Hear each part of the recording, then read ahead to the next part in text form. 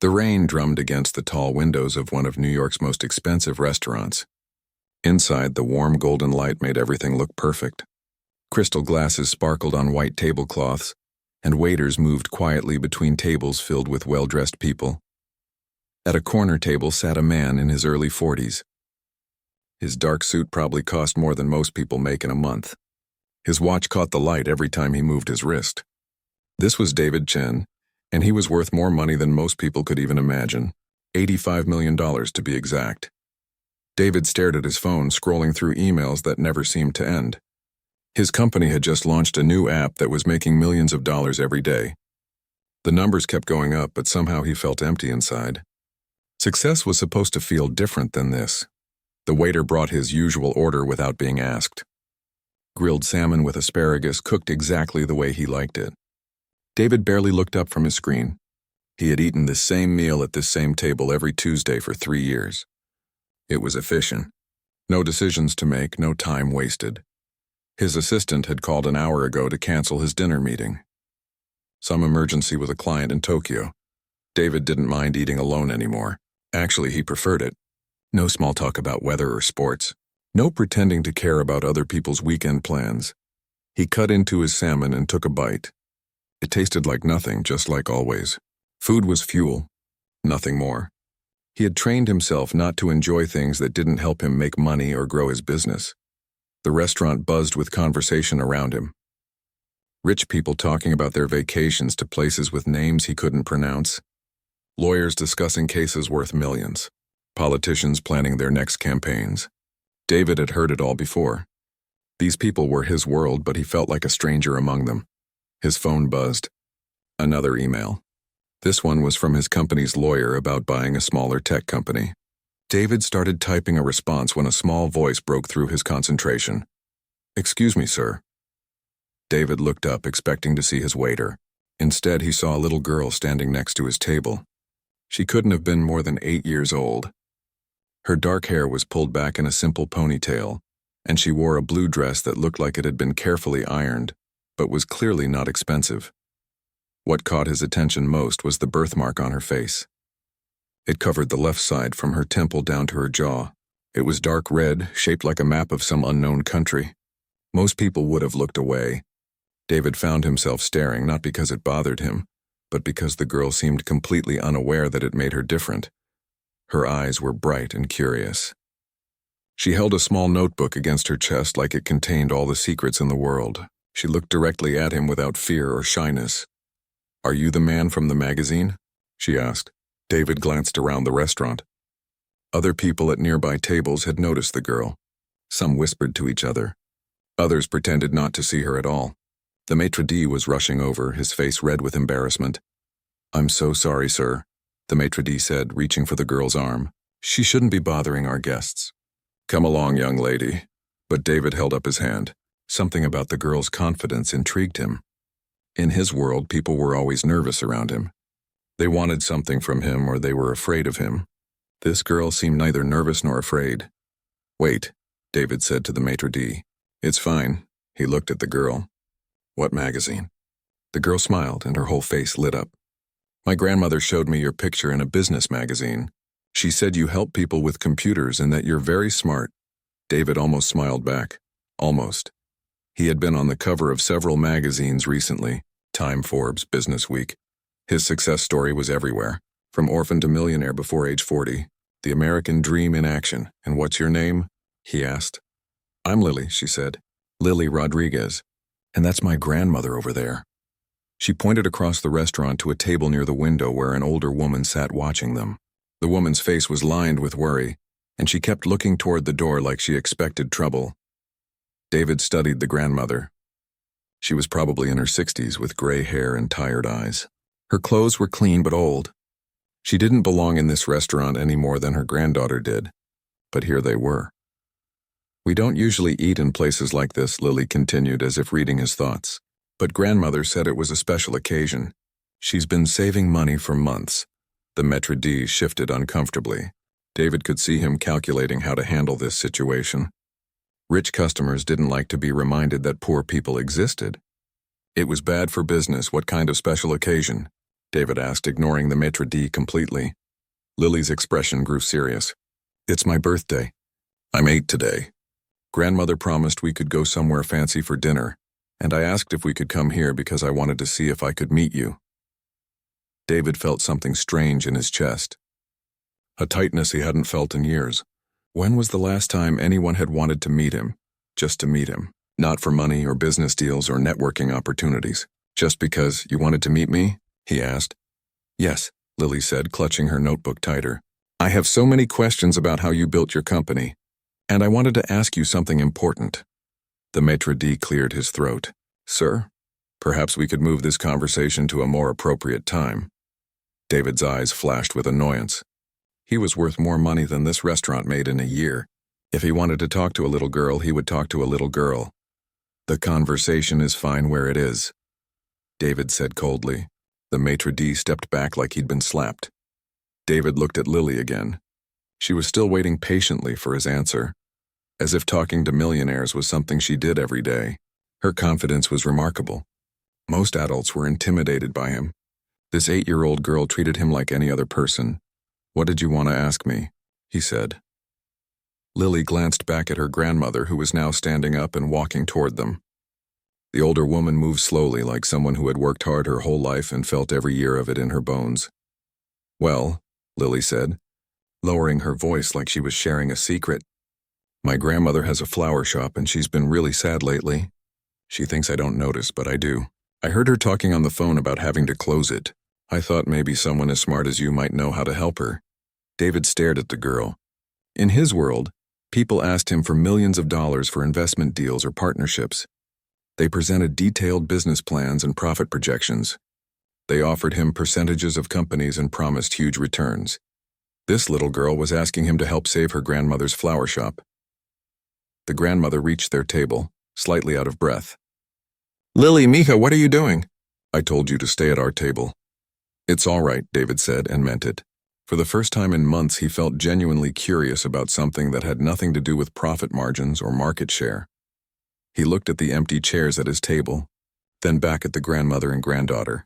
Without really understanding why, he heard himself say something that surprised him more than anyone else. Would you like to join me for dinner? The grandmother's eyes went wide with surprise. She looked around the fancy restaurant, then back at David, as if trying to figure out if this was really happening. Her granddaughter had just been invited to dinner by one of the richest men in the city. Oh no, sir, the grandmother said quickly, shaking her head. We couldn't possibly. We don't want to bother you. Lily, come back to our table right now. But Lily didn't move. She looked up at David with those bright, curious eyes. Are you sure? We don't have much money to pay for expensive food. David felt something twist in his stomach. When was the last time someone had been honest with him about money? In his world, people either pretended they didn't care about it or they wanted as much as they could get from him. This little girl was simply telling the truth. My treat, David said, pulling out chairs for both of them. It's your birthday, after all. The grandmother hesitated for a long moment. David could see her weighing the situation. Pride fighting against practicality. Finally, she sat down carefully, like she was afraid the chair might break under her. I'm Rosa Rodriguez, she said quietly, and I'm very sorry about my granddaughter bothering you. She's always been too curious for her own good. I like curious people, David said, and realized he meant it. They're usually the ones who change the world. Lily beamed at this. She opened her little notebook and pulled out a pencil that was worn down to almost nothing. Can I ask you some questions? I've been writing them down for weeks. David nodded, genuinely interested to hear what an 8-year-old wanted to know about building a business empire. How did you know your app would make money? Lily asked, reading from her notebook. David was impressed. Most adults asked him about his personal life or tried to get investment advice. This girl wanted to understand how business actually worked. I didn't know for sure, David admitted. I just saw a problem that needed solving. People were wasting time trying to organize their work, so I created an app to help them do it faster. So you help people save time? Lily asked. I guess I do, David said. He had never thought about it that way before. To him, his app was about efficiency and productivity and making money. But Lily was right. At its core, he helped people save time. Rosa watched this conversation with amazement. Her granddaughter was talking to a millionaire like they were old friends. And even more surprising, the millionaire seemed to enjoy it.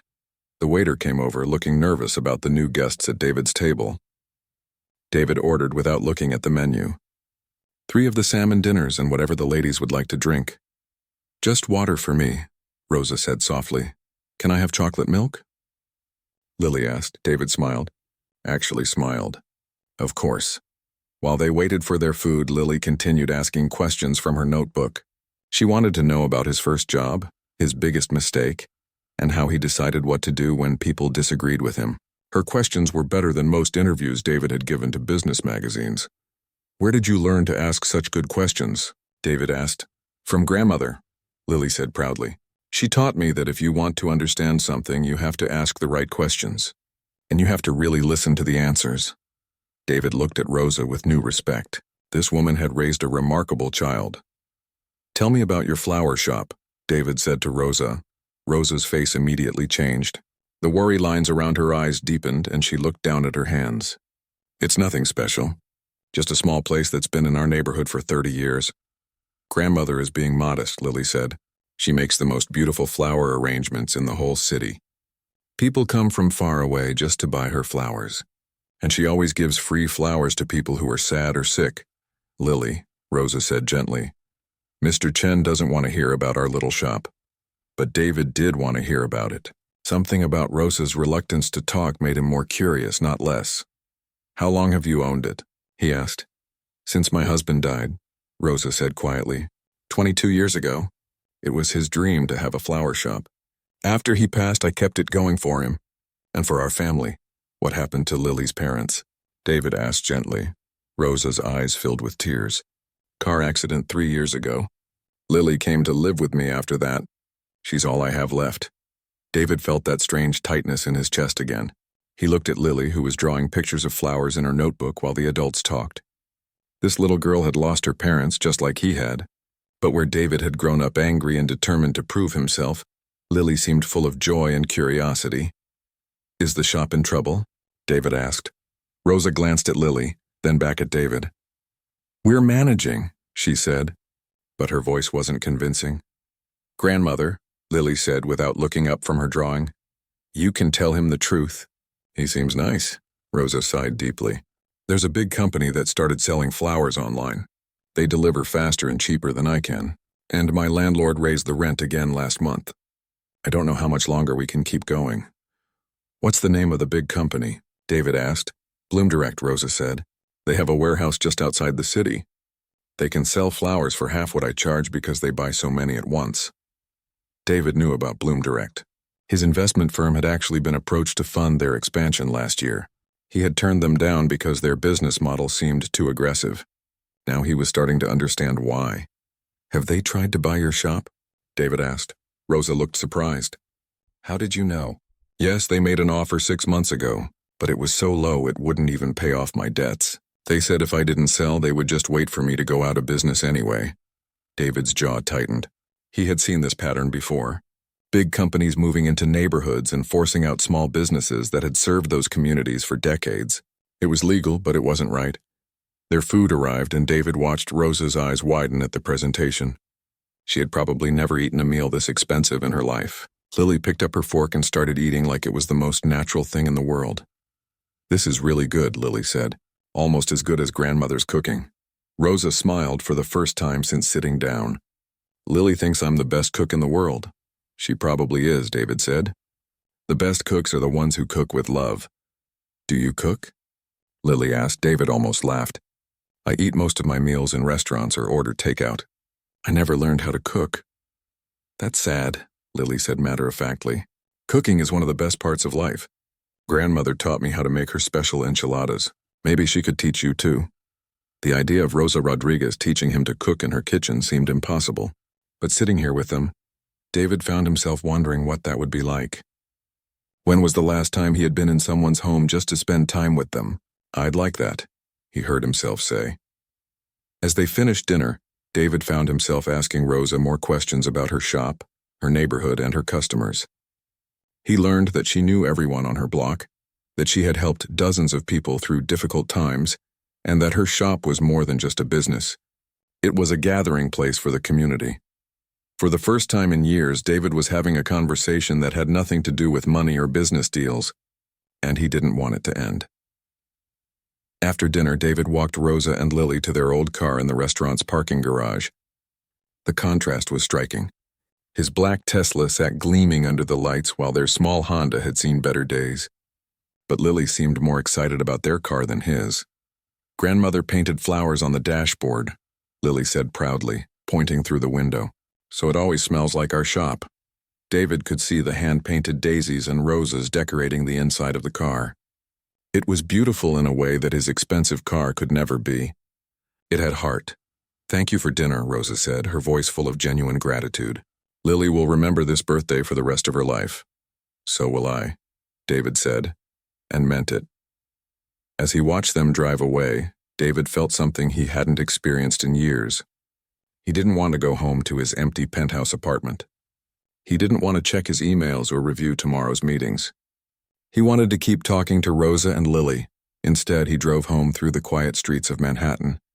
His apartment was on the 42nd floor of one of the city's most exclusive buildings. Floor-to-ceiling windows offered a view of the entire city. Everything was modern and expensive and perfectly arranged. It felt like a museum. Beautiful but cold. David poured himself a glass of wine and stood at the window, looking down at the lights below. Somewhere out there, Rosa was probably helping Lily with her homework. Maybe they were talking about their evening, or planning what to do with the flowers tomorrow. For the first time, David's successful life felt empty. The next morning, David couldn't concentrate during his board meeting. His mind kept drifting back to the conversation with Rosa and Lily. His assistant noticed his distraction. "Sir, are you feeling all right?" she asked after the meeting ended. "I'm fine," David said automatically. But he wasn't fine. He was thinking about a flower shop he had never seen, and a little girl who asked better business questions than most of his employees.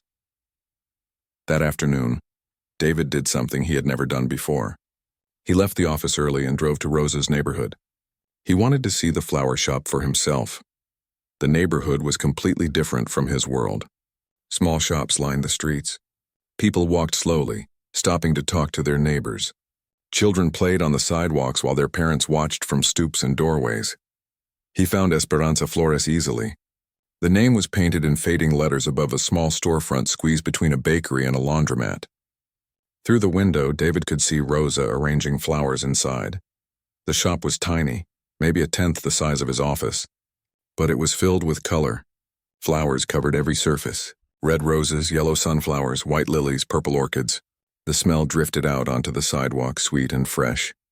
David watched Rosa work. Her movements were careful and deliberate. She treated each flower like it mattered, like it had feelings. A customer came in, an elderly man carrying a photograph. David couldn't hear their conversation, but he saw Rosa's face soften with sympathy.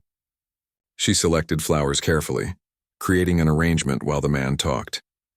When he left, his eyes were red with tears, but he was smiling. David realized he was witnessing something special. This wasn't just a business transaction. Rosa was helping people through difficult moments in their lives. He was about to leave when he saw Lily skip into the shop, her school backpack bouncing behind her.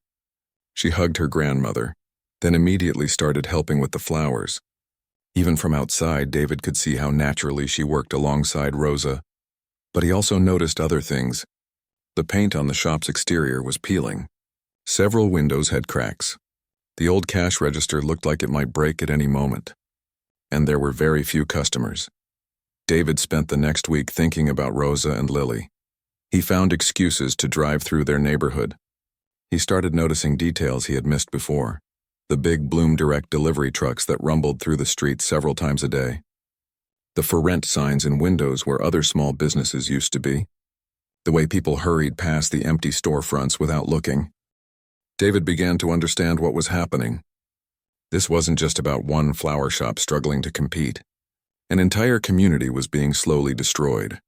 He decided to do some research. David's company had resources that most people could only dream of. Within 2 days, his team had compiled a complete report on Bloom Direct's business practices. What they found made David angry. Bloom Direct wasn't just competing with small flower shops. They were deliberately targeting them for destruction. The company would move into a neighborhood and sell flowers at a loss until local shops went out of business. Then they would raise their prices higher than the original shops had charged.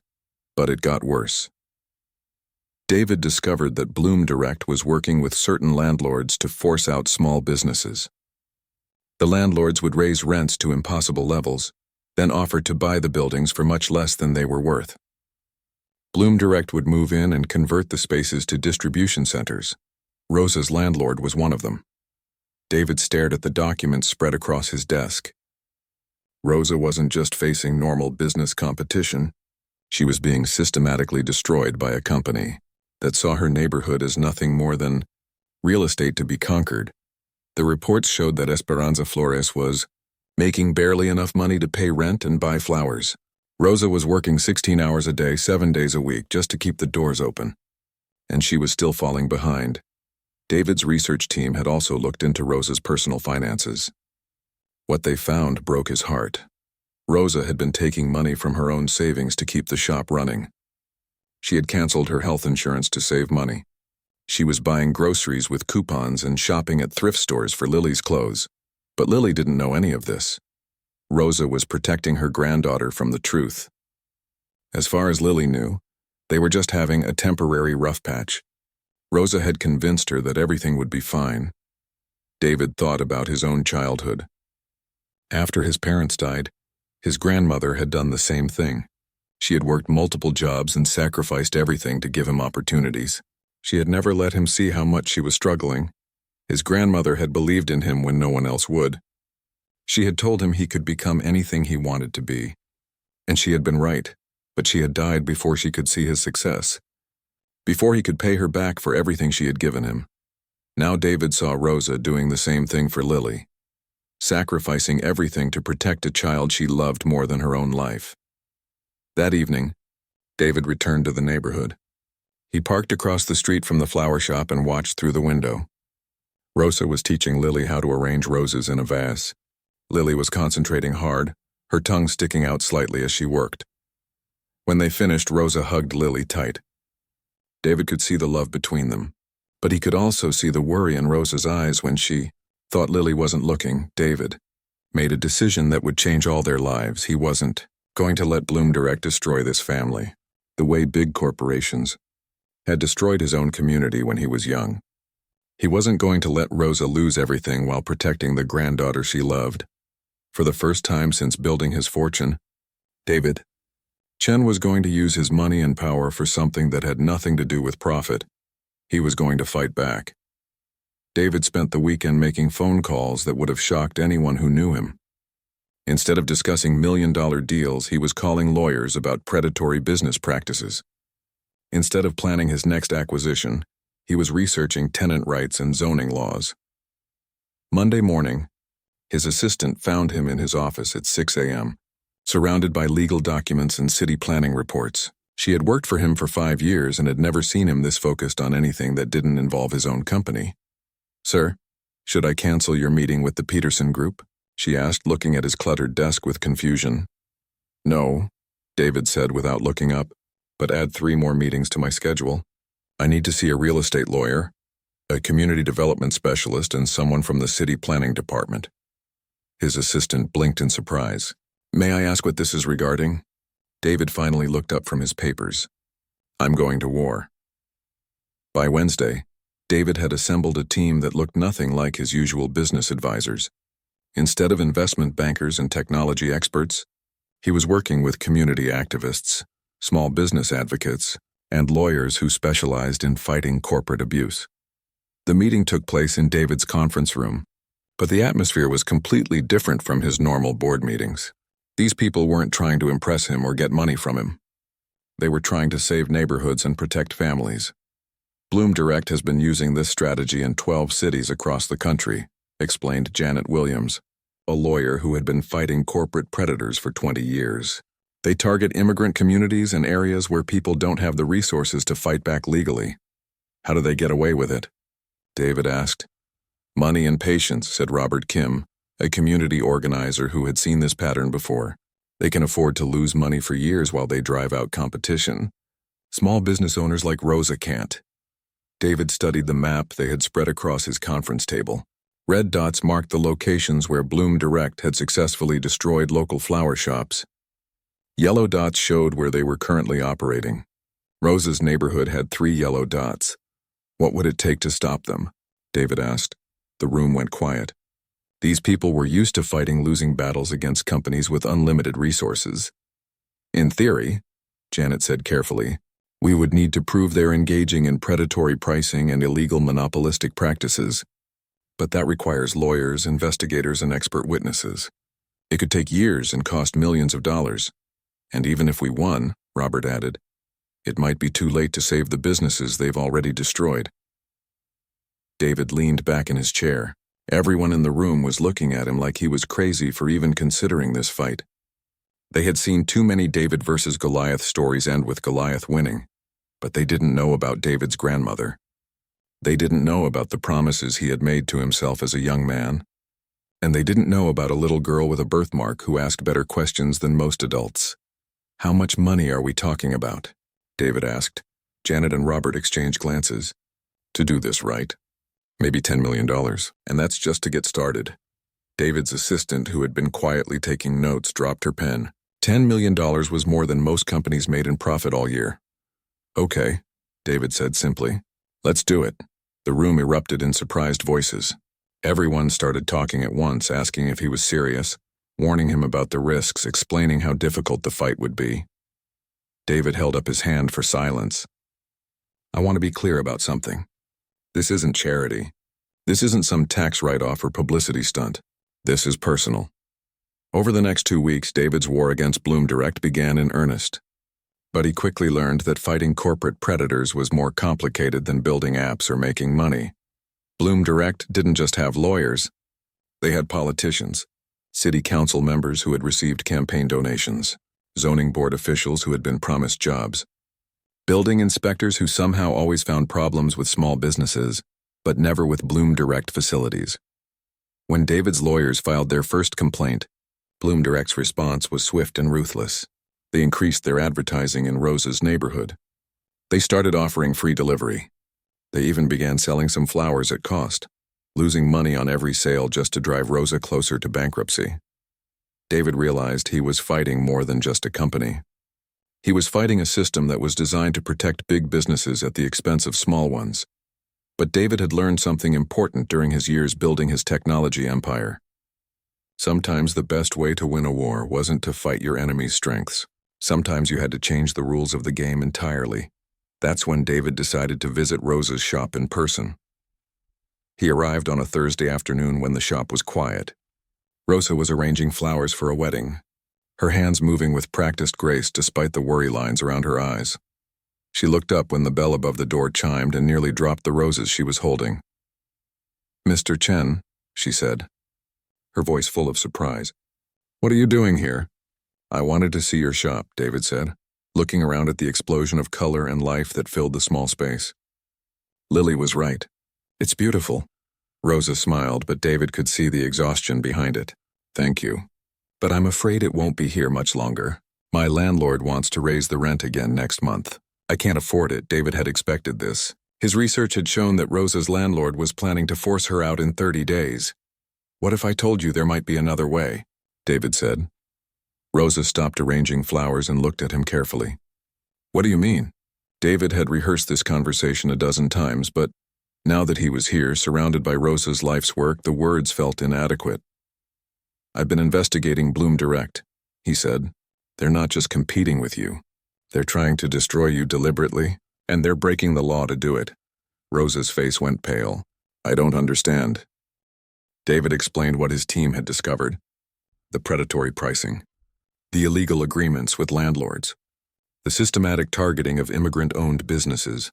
As he talked, Rosa sank into a chair behind the counter. David could see her putting pieces together that she had sensed but never fully understood. So it's not that I'm a bad businesswoman, she said quietly. They're cheating. They're cheating, David confirmed. And I want to stop them. Rosa was quiet for a long moment. When she looked up, her eyes were bright with tears. Why? She asked. Why would someone like you care about someone like me? David thought about his grandmother, working 3 jobs to pay for his school clothes. He thought about Lily, asking questions about business while her grandmother sacrificed everything to protect her. Because 30 years ago, I was a kid who lost his parents just like Lily, and my grandmother did exactly what you're doing now. She gave up everything to give me a chance at a better life. David's voice grew stronger as he continued. She died before I could pay her back, before I could show her that her sacrifices meant something.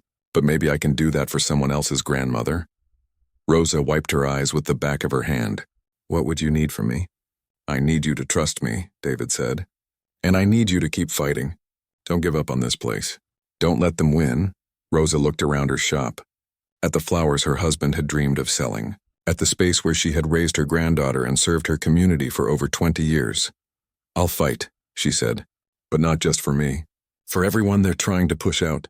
David smiled. For the first time since this battle began, he felt like he might actually win.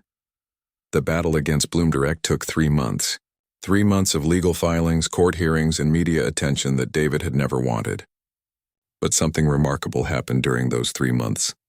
The fight brought people together in ways that surprised everyone. Word spread quickly through Rosa's neighborhood about what David was doing. At first, people were suspicious.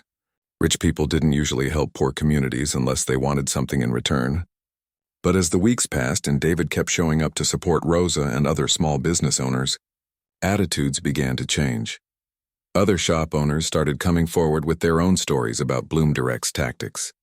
The bakery next to Rosa's shop had been offered money to break their lease early. The family restaurant down the street had been told their building was going to be sold to developers. One by one, people realized they weren't facing their problems alone. David found himself in the middle of community meetings held in Rosa's shop after hours. Business owners, teachers, parents, and elderly residents gathered among the flowers to share their experiences and plan their response. Lily became the unofficial mascot of the movement. She would sit in the corner during meetings, drawing pictures and asking questions that cut straight to the heart of complicated issues. Her presence reminded everyone what they were really fighting for, the next generation's right to grow up in communities that cared about them. Mr. David, Lily said during one particularly tense meeting, if Bloom Direct wins, where will all the flowers go when people are sad? The room went quiet. In all their legal discussions and financial planning, they had almost forgotten the most important thing. Rosa's shop wasn't just a business. It was where people came when they needed beauty in their lives, comfort in their grief, and joy in their celebrations. David's legal team made progress slowly but steadily. They proved that Bloom Direct was selling flowers below cost specifically to drive out competition. They documented illegal agreements between the company and landlords. They showed how Bloom Direct deliberately targeted immigrant communities because they knew these business owners had fewer resources to fight back. But Bloom Direct fought back hard. They hired expensive lawyers who tried to delay every court hearing. They started a public relations campaign claiming that David was a rich outsider, trying to interfere with free market competition. They even threatened to sue some of the small business owners who had joined the case. The pressure was intense. David's own board of directors questioned why he was spending so much time and money on something that had nothing to do with his technology company. Some of his investors worried that he was losing focus on what had made him successful. There were moments when David wondered if he had made a mistake. Fighting Bloom Direct was consuming his life in ways he hadn't expected. He was working 18-hour days, sleeping badly, and constantly worried about whether he was doing enough to help Rosa and the other shop owners. But every time he thought about giving up, something would happen to remind him why this fight mattered. Like the day an elderly man came into Rosa's shop looking for flowers for his wife's grave. Bloom Direct's nearest location was across town, and he didn't drive anymore. Rosa not only sold him the flowers, she personally delivered them to the cemetery and stayed with him while he visited his wife's resting place. Or the morning when Lily brought David a drawing she had made. It showed him and Rosa standing in front of the flower shop, surrounded by smiling people and colorful flowers. At the bottom, in careful 8-year-old handwriting, she had written, "Thank you for helping our family." The breakthrough came in the 4th month. David's investigators discovered that Bloom Direct had been falsifying documents to get city permits for their new facilities. They had lied about their business practices and hidden their connections to the landlords who were forcing out small businesses. When this evidence reached the courts, everything changed quickly. Bloom Direct's executives were facing serious legal consequences. Their stock price plummeted as investors learned about their illegal activities. City officials who had been helping them suddenly wanted nothing to do with the company. Within 2 weeks, Bloom Direct agreed to a settlement that shocked everyone. They would stop their predatory pricing practices in Rosa's neighborhood and 12 other cities. They would pay damages to the small businesses they had harmed, and they would be monitored by federal regulators to make sure they followed fair business practices in the future. But David wasn't satisfied with just stopping Bloom Direct. He had learned too much about how hard it was for small businesses to survive in neighborhoods that big corporations wanted to control. Using his own money, David bought the building that housed Rosa's shop and 4 other small businesses on the same block. Instead of raising rents, he lowered them to what the business owners could actually afford. He also bought several other buildings in the neighborhood, creating a zone where small businesses could thrive without fear of being pushed out by developers. David established a fund to help other communities fight predatory corporations.